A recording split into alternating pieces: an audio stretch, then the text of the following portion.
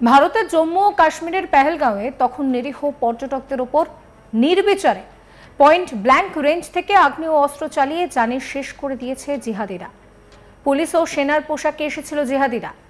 কোনো কিছু বুঝে ওঠার আগেই জিহাদিদের নৃশংস হামলার মুখে পড়তে হয় পর্যটকদের। এদের মধ্যে জানেন, কেউ কেউ সদ্য বিয়ে করে হানিমুন কাটাতে গিয়েছিল, আবার অনেকে পরিবারের সঙ্গে সময় কাটাতে। কেউ খাচ্ছিলেন ভেলপুরি, তো কেউ আবার প্রিয়জনের সঙ্গে সেলফি তুলছিলেন। ঠিক তখনই অতর্কিতে হামলা চালানো হয় নিরীহ পর্যটকদের উপর। জানে শেষ করার আগে কোন ধর্ম সেটাও জানতে চাওয়া হয়। এরপর স্বয়ংক্রিয় আগ্নেয়াস্ত্র চালিয়ে এক নাগারে যেন সেই আনন্দটাকে ধ্বংসলীলায় পরিণত করা হয়। প্রতিবেশী ভারতের ওপর যখন এই ভয়াবহ ও নৃশংস হামলা চালানো হচ্ছে, তখন বাংলাদেশের অন্তর্বর্তী সরকারের প্রধান উপদেষ্টা মোহাম্মদ ইউনুস তিনি দোহায় নারীদের সঙ্গে উল্লাসে ব্যস্ত। সেই ছবি সোশ্যাল মিডিয়ায় পোস্ট করা হয়েছে। ছবিতে ইউনুসকে রীতিমতো হাসতে দেখা যাচ্ছে। এখানেই শেষ নয়, কাতারের দোহাতে একটি বিজনেস মিটের নৈশভোজেও অংশ নেন ইউনুস। সেই ভিডিও সোশ্যাল মিডিয়ায় রীতিমতো ভাইরাল হয়েছে। দোহায় শেখেদের সঙ্গে হাসতে হাসতে কথা বলতে ও হ্যান্ডশেক করতে দেখা গিয়েছে ইউনুসকে।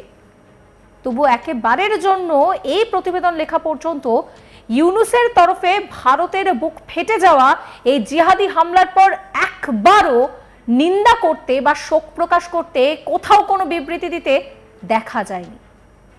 অথচ ভারতের পেহেলগাঁওয়ে এই জিহাদি হানার ঘটনার পর শোক প্রকাশ করে বার্তা দিয়েছেন আমেরিকার প্রেসিডেন্ট ডোনাল্ড ট্রাম্প, রাশিয়ার প্রেসিডেন্ট ভ্লাদিমির পুতিন থেকে শুরু করে অনেকেই। এই মুহূর্তে দাঁড়িয়ে জেডি ভ্যান্স, তিনি ভারত সফরে রয়েছেন, তিনিও কিন্তু প্রতিক্রিয়া দিয়েছেন। প্রসঙ্গত, কোনো দেশে যখন এই ধরনের জিহাদি হামলার ঘটনা ঘটে, তখন কিন্তু এই ধরনের একটা শোক প্রকাশ করা সৌজন্য। কোন শোক বার্তা পাঠিয়ে জিহাদি হানায় একযোগে লড়াই করার বার্তা পোস্ট করেন রাষ্ট্রনেতারা, কিন্তু ইউনুস দেখুন কি করেছেন।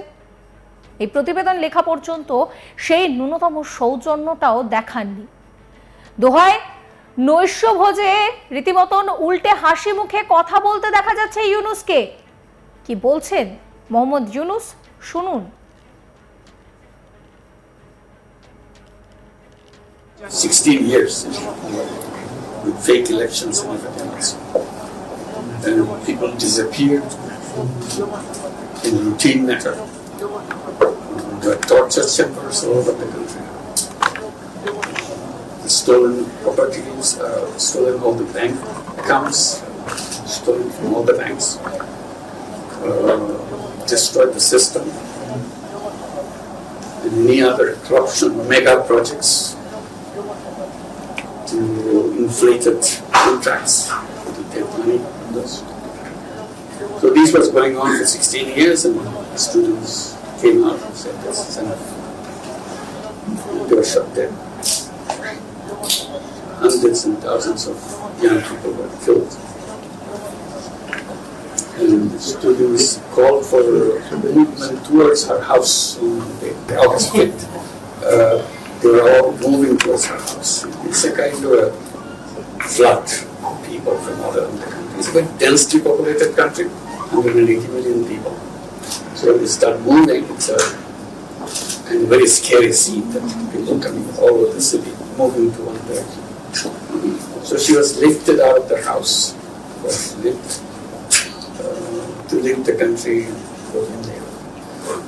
in Bangladesh. She was free from her rule. And that's where I was commissioned to come in. I was away from Bangladesh at that time to form a government, to run the country. So that's what the interim government comes in. Those who are not familiar with Bangladesh, Bangladesh is a very densely populated country. It's the 8th most populous country in the world. A tiny little piece of land. Density-wise, it is the highest in the world. So in that tiny piece of land, we are 180 million people and growing. half the population is under the age of 27. It's a very young population. Young population with access to technology, access to knowledge, access to everything. And when I say young people, I'm not talking about male young people.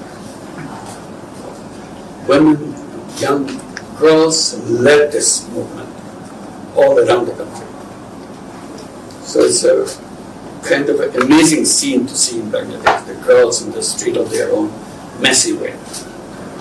So that's what the birth of the new, what they call new Bangladesh, that's what we are trying to build, away from the thing that happened in the past. And it's our 8th month, and all the destruction that took place in the economy, in the system, in the judiciary, in the police, everywhere. So we have to fix them up as we go. Fix the economy, fix the judiciary, fix everything. So that's our task. And we have created lots of what we call reform commissions on each subject so that they can recommend what to do, fix those each institutions and policies and so on. Now we're in the phase where we have to implement those recommendations coming from the commissions. And at the end of this process, we hold the election. So that people can vote the new government. That's where we are right now. Economy-wise, I would say it's an amazing country with lots of possibilities, potentials. You look at Bangladesh as it is, with people and a tiny piece of land, with lots of floods and everything else. But the amazing thing is we constitute a region with the Nepal in the north and Bhutan in the north, very close to our border, and 7 states of India on our east. So if you take this as a kind of regional economy, integration, it can become a fantastic region. And it has to be done that way because they have no other option. Nepal doesn't have access to water, ocean. Bhutan doesn't have access to ocean.